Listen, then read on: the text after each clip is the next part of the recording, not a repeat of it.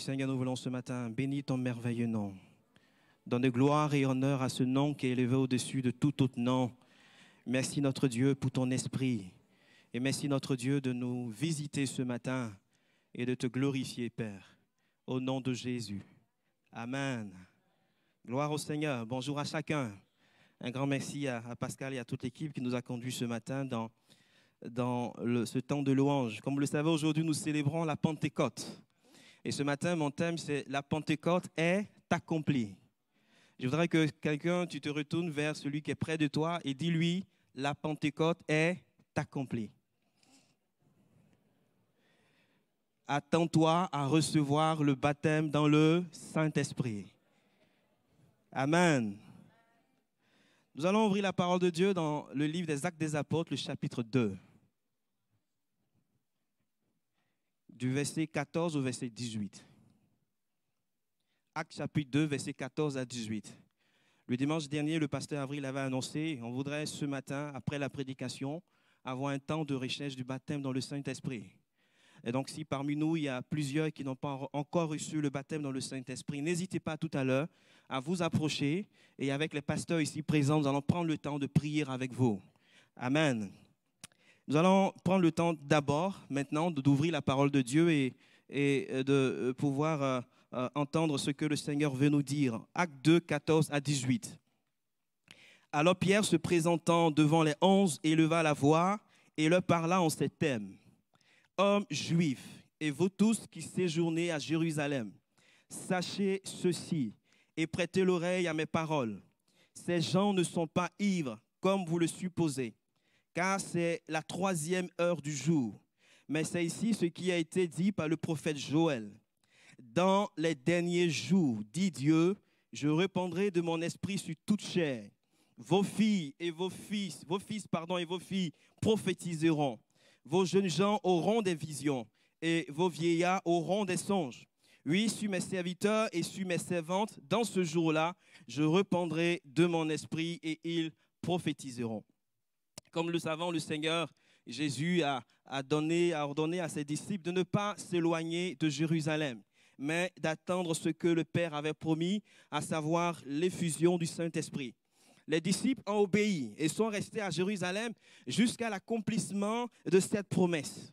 Et dans l'attente de l'accomplissement de cette promesse, la Bible dit qu'ils se réunissaient dans un endroit, dans une chambre haute. Ils étaient environ 120 personnes. La Bible déclare que d'un commun accord, ils persévéraient dans la prière. L'expression d'un commun accord laisse entendre qu'il n'y avait sans doute aucun clan parmi eux, aucune division, aucune rivalité, aucune jalousie parmi les 120 qui étaient réunis dans la chambre haute, qui se réunissaient dans la chambre haute.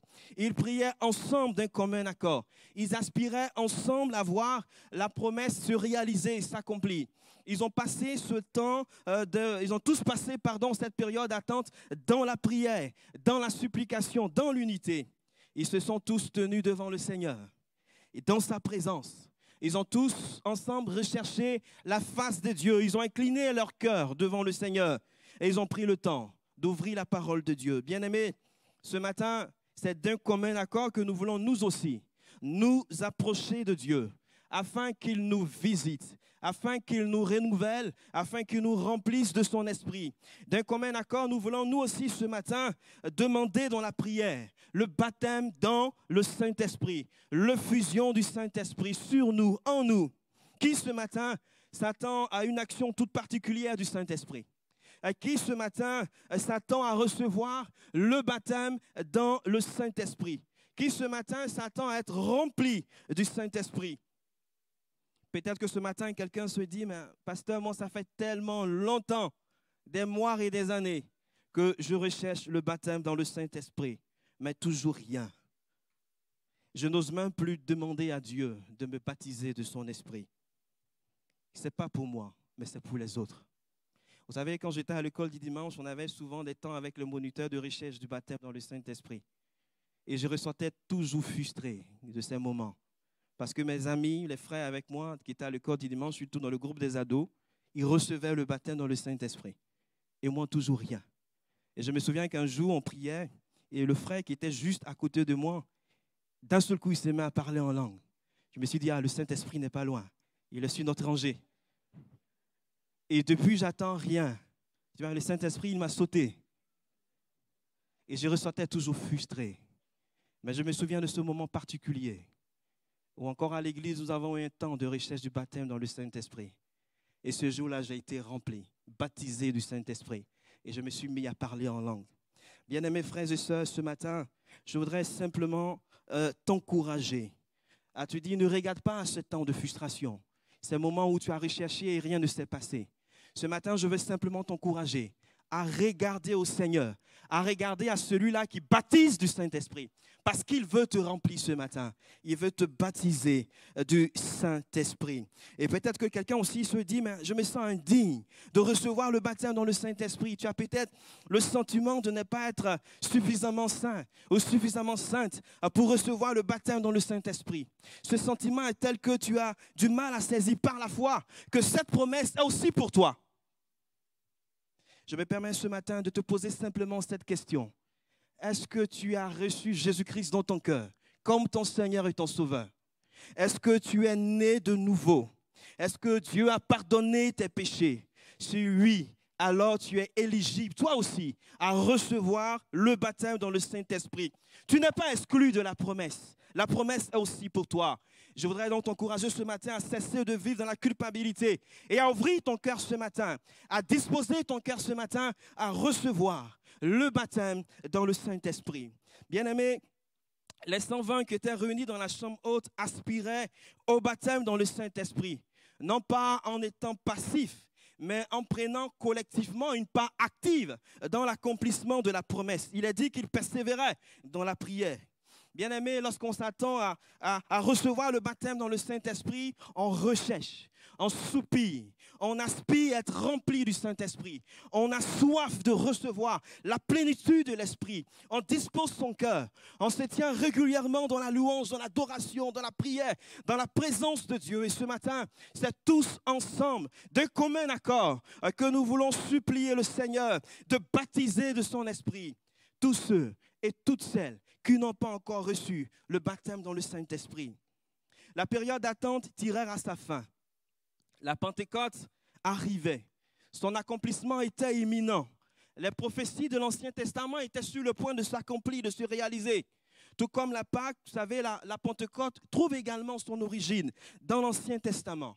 Le mot Pentecôte vient d'un mot grec qui signifie 50e. Parce que tout simplement, la Pentecôte est une fête qui est fêtée le 50e jour après Pâques. Vous pouvez prendre le calendrier, vous pouvez faire le calcul, vous allez tomber pile poil au 50e jour après Pâques. On appelle aussi la fête des semaines, c'est-à-dire qu'elle était célébrée 7 semaines après Pâques. La fête de Pentecôte était aussi l'occasion pour le peuple d'Israël d'offrir à Dieu les prémices de leur récolte, les prémices de leur bétail, les premiers fruits, les premiers animaux d'un troupeau. Ils apportaient ça à Dieu en signe de reconnaissance au Seigneur pour ses bienfaits, en signe de consécration à Dieu. Et c'est pourquoi la Pentecôte portait aussi le nom de la fête des moissons, de la moisson, ou du jour des prémices. Bien-aimés, la venue du Saint-Esprit à la Pentecôte correspond aux prémices de notre héritage. L'Esprit de Dieu a été donné comme un acompte, comme un avant-goût de notre héritage à venir. La Bible déclare que Christ en vous, l'espérance de la gloire à venir. Le Christ vivant, le Christ ressuscité qui habite en nous par son esprit, il est la garantie que nos yeux verront la gloire à venir. Et c'est ce que la parole de Dieu nous déclare. La parole de Dieu parle des arts de l'esprit. En outre, il y a une grande moisson d'âmes également. Le jour de la Pentecôte, on se souvient de Pierre qui a pris la parole, rempli du Saint-Esprit et qui a annoncé l'évangile à ceux qui étaient présents. La Bible déclare que les cœurs ont été vivement touchés ce jour-là. Et ce jour-là, environ 3000 âmes nouvelles se sont rajoutées à l'église. Beaucoup d'hommes, de femmes se sont tournés vers le Seigneur ce jour-là. Et ces personnes sauvées constituaient les prémices de la grande moisson qui comprend tous les croyants sauvés depuis ce jour-là. Les 120, tous rassemblés dans un même lieu. Personne ne manquait à l'appel. La Pentecôte la plus décisive allait s'accomplir. Alors qu'ils attendaient, étant rassemblés dans un même lieu, la Bible dit ceci, dans Actes 2, 1 à 3. Tout à coup, il vint du ciel un bruit, comme celui d'un vent impétueux, et il remplit toute la maison où ils étaient assis. Des langues semblables à des langues de feu leur apparurent, séparées les unes des autres, et se posèrent sur chacun d'eux. Et ils furent tous remplis du Saint-Esprit, et se mirent à parler en d'autres langues, selon que l'Esprit leur donnait de s'exprimer. Tout à coup, il vint du ciel un bruit, comme celui d'un vent impétueux. Tout à coup, soudainement, ce rassemblement qu'on pourrait qualifier de rassemblement ordinaire, ce culte qu'on pourrait qualifier de culte ordinaire, a été changé, a été transformé en un moment de visitation spéciale du Saint-Esprit. Alors qu'ils étaient réunis dans un climat, je dirais, de louange, d'adoration, de prière dans la présence de Dieu, il y a eu un tout à coup surnaturel. Il y a eu un tout à coup, je dirais, pentecôtiste. Un tout à coup qui est venu du ciel et qui les a marqués, non seulement ce jour-là, mais jusqu'à la fin. Est-ce que ce matin, toi aussi, tu t'attends à un tout à coup surnaturel? Un tout à coup de la part de Dieu, un tout à coup pentecôtiste, un tout à coup qui vient du ciel et qui va te marquer là, maintenant, aujourd'hui, ce matin, et qui va te marquer pour toute la suite. Tout à coup, il vint du ciel, comme un bruit, comme celui d'un vent impétueux. L'action du Saint-Esprit est souvent comparée au vent ou au souffle. Vous savez, plusieurs choses caractérisent le vent. Par exemple, on sait que le vent est invisible. Qui a déjà vu le vent? Rassurez-moi. Moi, je suis certain, c'est vrai que je porte des lunettes, mais je suis sûr que ce n'est pas à cause de ça. Mais je n'ai jamais vu le vent. Mais on ressent les effets du vent, n'est-ce pas? Quand le vent souffle, on ne le voit pas. Mais on sait que c'est le vent à cause de quoi? De ses effets. Il en est de même du Saint-Esprit. Il est invisible. On ne peut pas le voir. Mais là où l'Esprit de Dieu est à l'œuvre, son action est visible. Là où l'Esprit de Dieu est à l'œuvre, son action est palpable. On peut ressentir et voir les effets de l'action du Saint-Esprit. Jésus a dit à Nicodème, dans Jean 3, 8, le vent souffle où il veut et tu en entends le bruit. Mais tu ne sais d'où il vient ni où il va. Il en est ainsi de tout homme qui est né de l'Esprit. Ce matin, tu ne verras pas le Saint-Esprit parce qu'il est une personne invisible. Mais lorsque tu recevras le baptême dans le Saint-Esprit, son action sera tangible dans ta vie. Tu seras rempli du Saint-Esprit.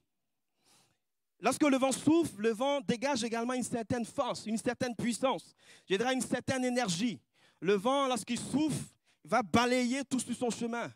On parle souvent de la force du vent, de la puissance du vent.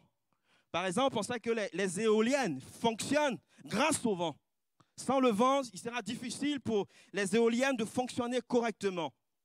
Bien-aimés, quand le vent de l'Esprit souffle, nous sommes transportés par ce vent. Quand le vent de l'Esprit souffle, c'est toute l'Église qui est entraînée. On ne voit pas ce vent, mais on est conscient qu'une puissance surnaturelle est à l'œuvre, qu'une puissance surnaturelle est en action. Et ma prière ce matin, c'est que le vent de l'Esprit souffle.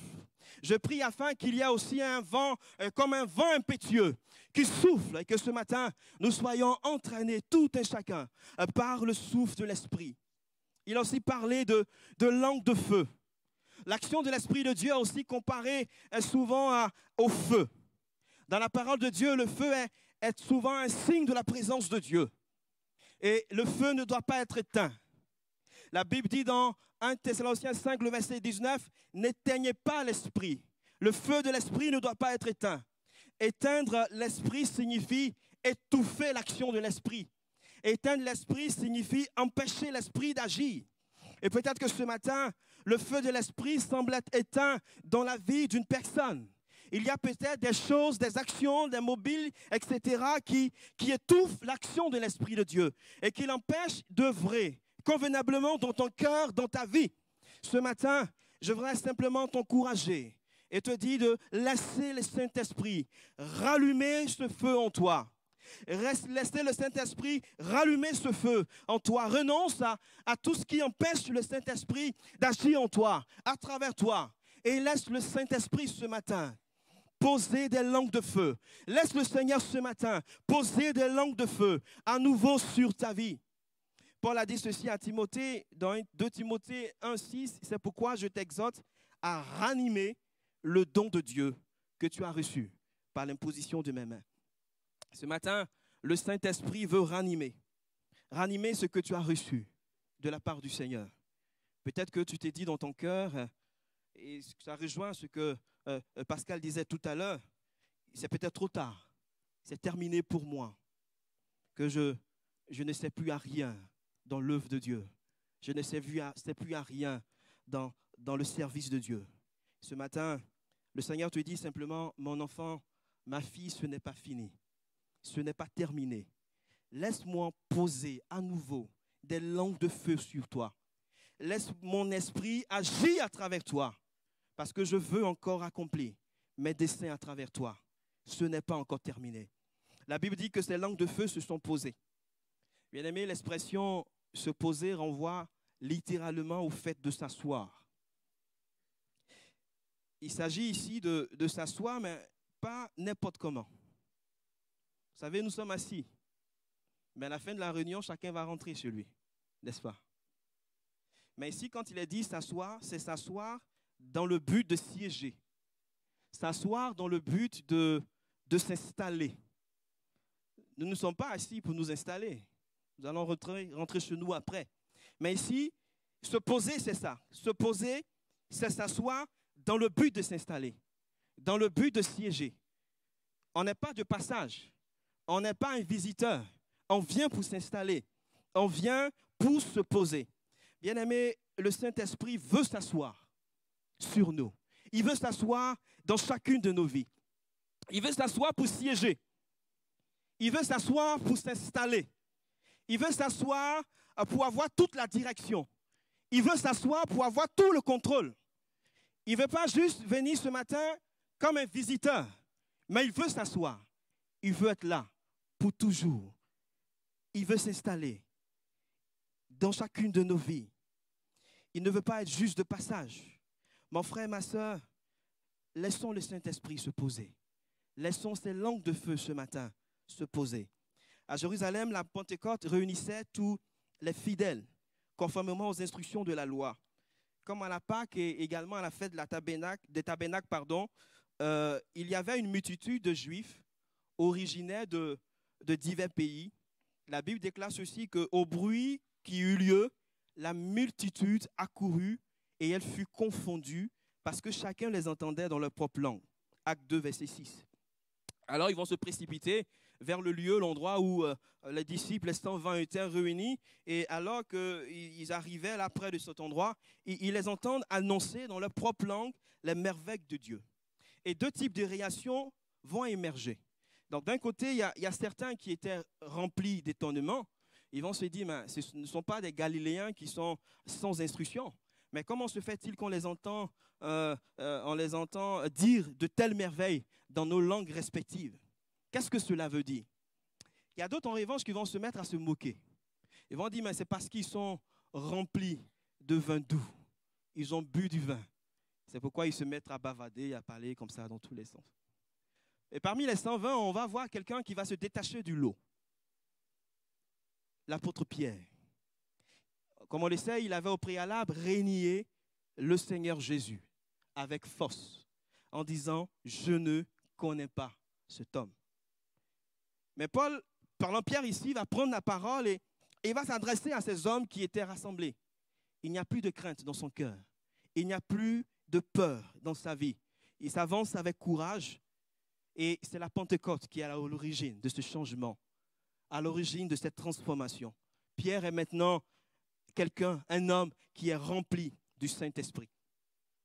C'est un homme qui est revêtu de la puissance du Saint-Esprit. Et comme pouvait le dire le prophète Jérémie, dans Jérémie 20, le verset 9, il y avait comme dans le cœur de Pierre, comme un feu dévorant, qui était renfermé dans ses os il s'efforçait de le contenir, mais il ne le pouvait pas.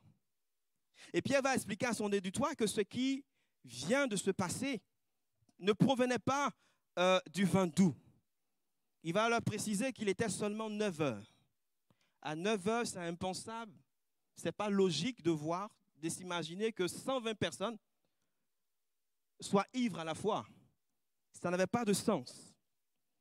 Et la véritable explication de ce qu'ils avaient vu et entendu était tout simplement l'accomplissement de Joël chapitre 2, du verset 28 à 32, ou du moins de la première partie de cette prophétie. La prophétie de Joël relative à l'effusion du Saint-Esprit se réalisait là sous leurs yeux. Les fils et les filles de Jérusalem, d'Israël, prophétisaient, ils étaient remplis du Saint-Esprit. Bien-aimés, comme nous le savons, la Pâque a eu son accomplissement dans l'œuvre accomplie, réalisée par le Seigneur Jésus-Christ. Christ, notre Pâque, a été immolé. Jésus a été mis à mort sur le bois de la croix. Son corps a été enseveli par la suite. Mais le troisième jour, Dieu l'a ressuscité en le délivrant des liens de la mort parce qu'il n'était pas possible qu'il soit retenu dans le tombeau par la mort. Le tombeau est vide. Jésus est sorti vainqueur du tombeau. Et son exaltation au ciel a déclenché l'envoi du Saint-Esprit. La venue du Saint-Esprit prouve, atteste, confirme que Jésus est vivant et que Jésus a été glorifié au ciel. Mon frère, ma soeur, Jésus-Christ est vivant. Et ce Christ ressuscité, ce Christ glorifié, veut ce matin te baptiser, te remplir de son esprit. Il l'a fait à la Pentecôte, mais il veut le faire encore ce matin. Il veut le faire encore aujourd'hui. Et ma prière encore une fois, c'est que cette expérience de la Pentecôte soit une réalité pour plusieurs parmi nous ce matin. Parce que je reste convaincu dans mon cœur que ce que Dieu promet, il l'accomplit. Ce que Dieu promet, il le réalise. Dieu est fidèle. Il n'a pas changé. C'est pourquoi ce matin, attends-toi, toi aussi, à recevoir le baptême dans le Saint-Esprit. Je voudrais terminer avec ces 2 derniers points pour qu'on ait du temps pour prier. Dans l'expression baptême dans le Saint-Esprit, à titre personnel, j'aime dire baptême dans le Saint-Esprit.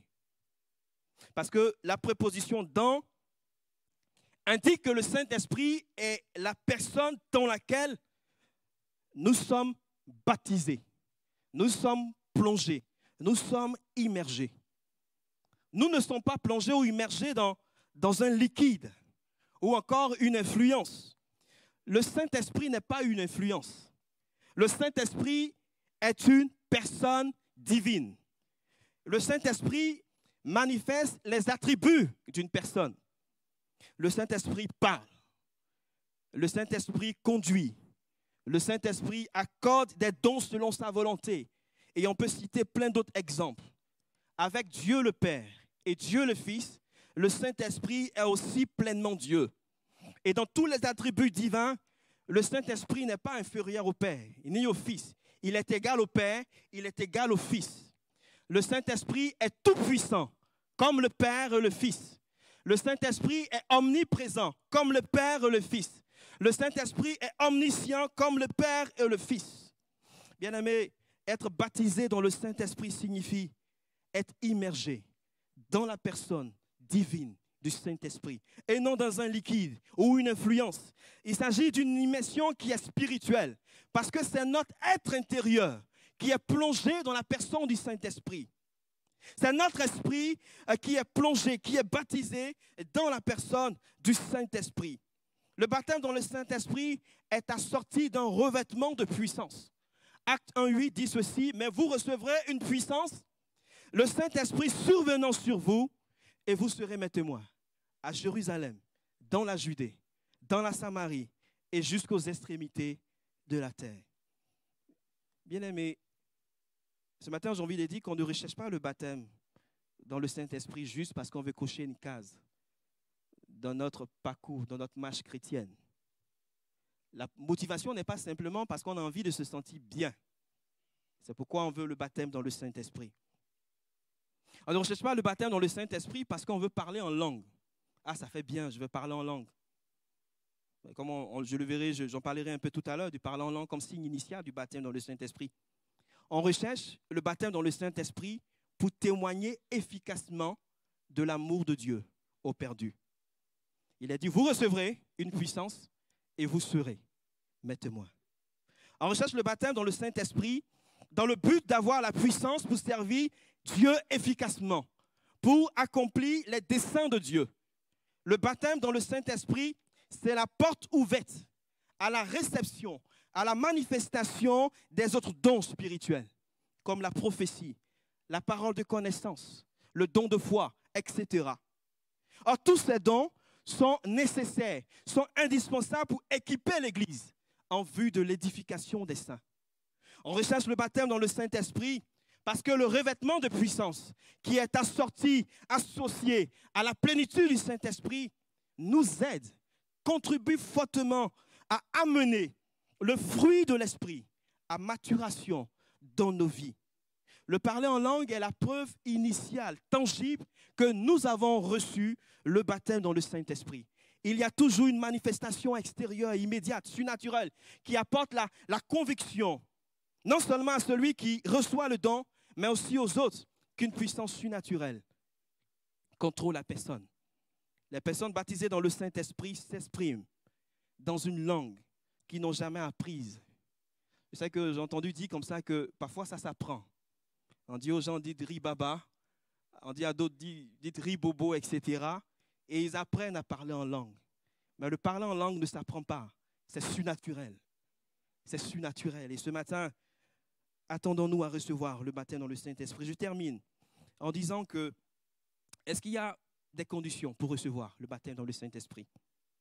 Je voudrais là d'abord préciser que le baptême dans le Saint-Esprit n'est pas le résultat de nos efforts pour l'obtenir. Ce n'est pas parce que vous allez peut-être sauter, courir, froisser le visage, etc., que vous allez forcément recevoir le baptême dans le Saint-Esprit. Le baptême dans le Saint-Esprit est un don de Dieu. Et quand on parle de don, c'est une question de grâce. On ne le mérite pas. Et Pierre, on va en parler, il leur dit, répentez-vous que chacun de vous soit baptisé au nom de Jésus pour le pardon des péchés. Et vous recevrez le don du Saint-Esprit. Et il est vrai cependant que le baptême du Saint-Esprit n'est accordé qu'à certaines conditions. Et la condition fondamentale pour recevoir le baptême dans le Saint-Esprit, c'est la repentance. Et c'est la foi en Jésus-Christ comme sauveur parfait. La Bible déclare également que la promesse est pour vous, pour vos enfants et pour tous ceux qui sont de loin, en aussi grand nombre que le Seigneur notre Dieu les appellera. La promesse est pour ceux qui croient en Jésus-Christ. La promesse est pour ceux et celles qui ont demandé pardon à Dieu pour leurs péchés. La promesse est pour ceux qui ont accepté Jésus-Christ dans leur cœur comme Seigneur et Sauveur. Bien-aimé, si tu as accepté Christ dans ton cœur comme ton Seigneur et ton Sauveur, alors tu es prêt à recevoir la promesse du Père. Le baptême dans le Saint-Esprit n'est pas la nouvelle naissance. Le baptême dans le Saint-Esprit, ce n'est pas la conversion. Mais il faut naître de nouveau pour recevoir le baptême dans le Saint-Esprit. En même temps, ce n'est pas parce que je ne suis pas encore baptisé dans le Saint-Esprit que je n'ai pas reçu le Saint-Esprit. Dès l'instant où j'accepte Jésus-Christ dans mon cœur comme mon Seigneur et mon Sauveur, mon corps devient l'habitation de Dieu en esprit. Mais en même temps, à partir de cet instant, je dois aspirer à recevoir le baptême dans le Saint-Esprit. Le baptême dans le Saint-Esprit suit la conversion, suit la nouvelle naissance, est consécutif à la nouvelle naissance. Mais en même temps, il est différent. Il est distinct de la nouvelle naissance. C'est une œuvre du Saint-Esprit qui est différente de la nouvelle naissance. Et on peut le recevoir même si on n'a pas encore été baptisé d'eau. On peut le recevoir après le baptême d'eau. Le plus important, c'est d'avoir reçu Jésus-Christ dans son cœur, comme son Seigneur et son Sauveur. Sans plus tarder, je vais demander à Pascal et à toute l'équipe de s'approcher. Et nous allons prendre le temps de prier quelques instants. Et si ce matin, vraiment tu aspires à recevoir le baptême dans le Saint-Esprit, je vais t'inviter à t'approcher sans plus tarder, simplement. Viens là devant et nous allons avec les pasteurs qui sont présents ici prendre le temps de prier avec chacun d'entre nous, chacun d'entre vous. La promesse est aussi pour toi. La promesse est aussi pour toi. Tu n'es pas exclu ce matin de cette promesse. La promesse a été accomplie. Le Saint-Esprit a été donné. Alors approche-toi.